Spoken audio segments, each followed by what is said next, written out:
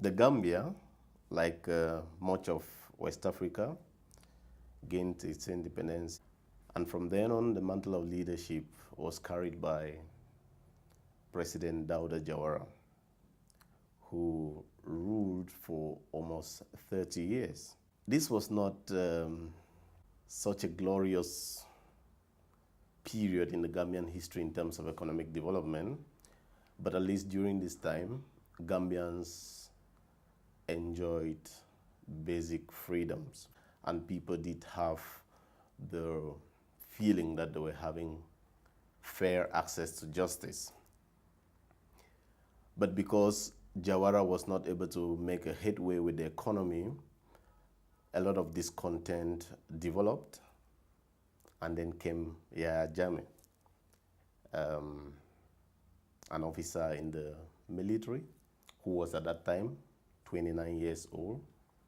He took over through a military coup and succeeded subsequently to successfully turn himself into a civilian leader through elections.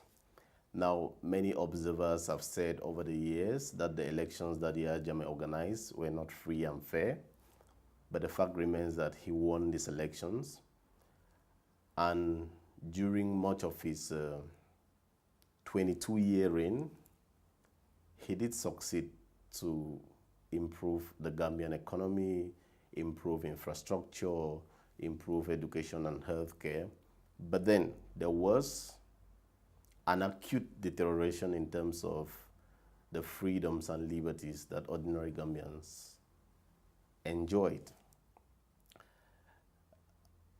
I'm sure it's no secret that Yahya Jammeh fiercely repressed the press. He curtailed freedom of expression. He brutalized and persecuted his political opponents.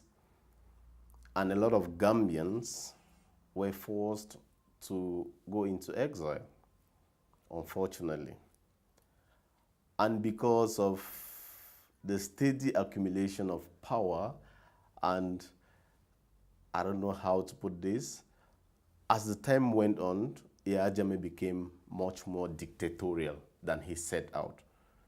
I think a lot of Gambians were genuinely happy when Yahya Jammeh took over from Dawda Jawara and started building the economy of the country, started investing in infrastructure projects, but they quickly became a disillusion when these developments were overtaken by Yahya Jammeh's tyrannical tendencies.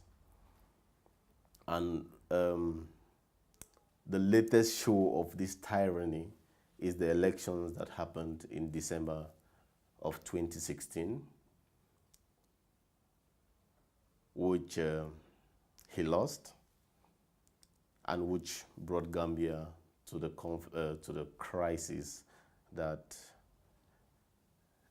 ECOWAS is still trying to sort out.